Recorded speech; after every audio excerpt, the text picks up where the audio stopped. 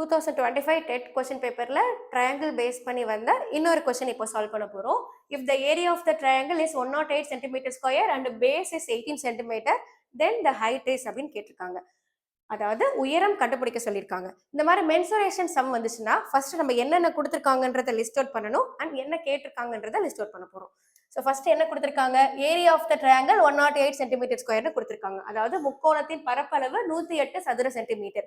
முக்கோணத்தின் பரப்பளவு, எப்பவுமே பரப்பளவை நம்ம கேபிட்டல் ஏல மென்ஷன் பண்ணுவோம். Capital A is equal to 108 centimeter square.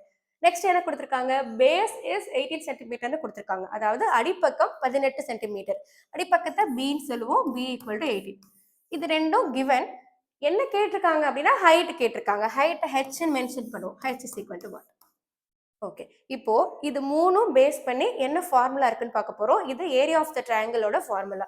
Area of triangle, முக்கோணத்தின் பரப்பளவு, இதோட ஃபார்முலா half BH. இங்க சப்ஸ்டியூட் பண்ண போறோம். ஏரியா ஆஃப் த ட்ரையாங்கிள் என்ன வேல்யூ, 108. இந்த இடத்துல 108 போட போறோம்.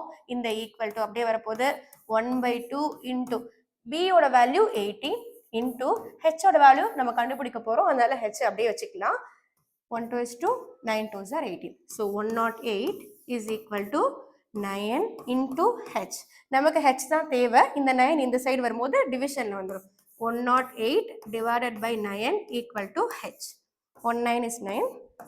Reminder 1, 2 9s are 18. So H is equal to 12 centimeter. இதுதான் correct answer. Thank you.